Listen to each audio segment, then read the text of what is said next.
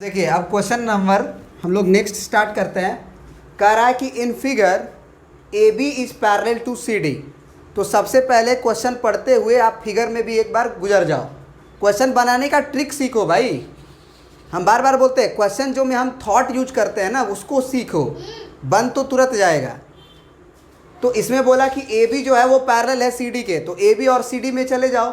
तो ये A B है और आपका जो सी डी है वो कुछ यहाँ है, ये सी डी है ना, ये जो लाइन था वो सी डी है। तो ए बी जो है वो सी डी के पैरेलल है। फिर आगे दिया हुआ है कि C D is also parallel to E F, तो सी डी जो है वो ई एफ के पैरेलल है। बहुत बढ़िया, दोनों लाइन पैरेलल है, मतलब कि ये लाइन तीनों आपस में पैरेलल हो गए। अब आगे कह रहा है कि E A is perpendicular to A B, मतलब कि ई ए लाइन 90 डिग्री का एंगल बना रहा होगा ए बी से। तो ई ए पे गौर करते हैं। ई ए कौन है? ये ई है, ये ए है। तो ई ए जो है वो ए बी के ऊपर, तो ए बी तो यही है, मतलब ये एंगल 90 डिग्री हमको दिया गया है, परपेंडिकुलर है।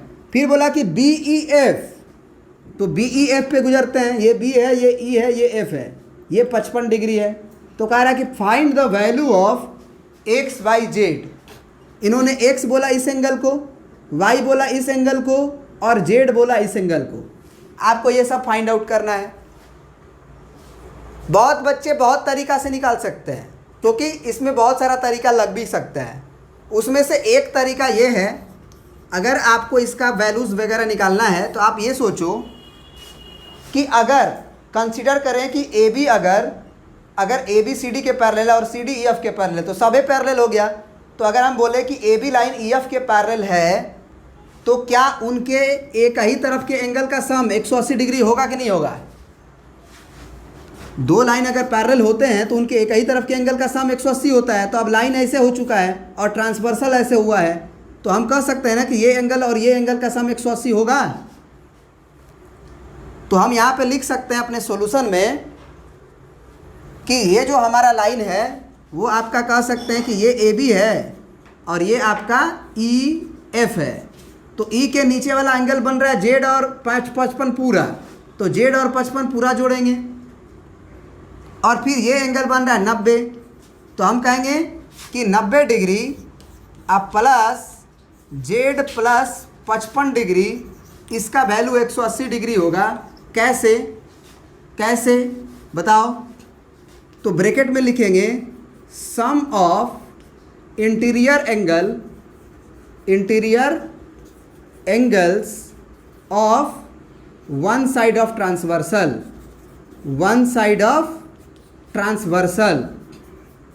ट्रांसवर्सल लाइन जो हमारा ए ई है उसके एक ही तरफ के एंगल का सम 180 डिग्री होता है।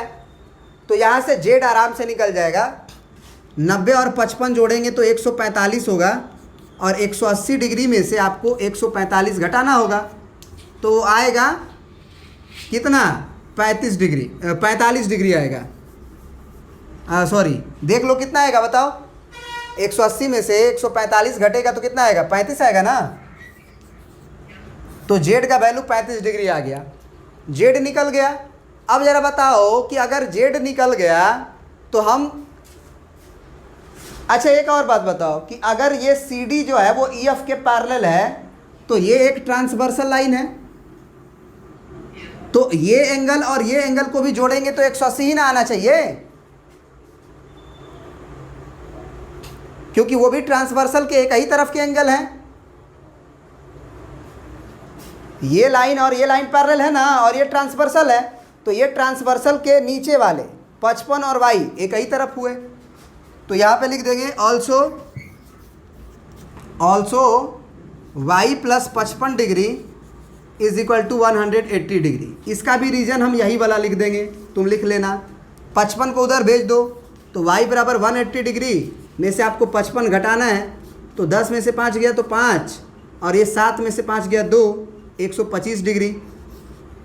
वाई भी निकल गया। अब जेड की बारी आई। अब किसकी बारी आई? जेड की। तो ज़रा बताओ कि जेड के लिए हम क्या करें? हम ये बोल सकते हैं, अच्छा सॉरी, जेड तो निकल चुका है यार, जेड तो निकल चुका है, एक्स की बारी आई, एक्स को निकालने की बारी आई। तो क्या हम बोल सकते हैं कि ये जो लाइन है और ये लाइन जो है वो पैरेलल है और ये हमारा ट्रांसवर्सल है।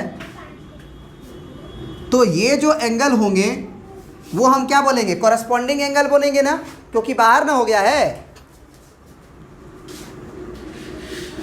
सबसे पहले बोलो, ये जो लाइन पैरेलल है तो इसका ये ऊपर वाला एंगल है, तो ये भी ऊपर वाला एंगल है इस पैरेलल लाइन के, तो ये कॉरस्पॉन्डिंग एंगल हो गए।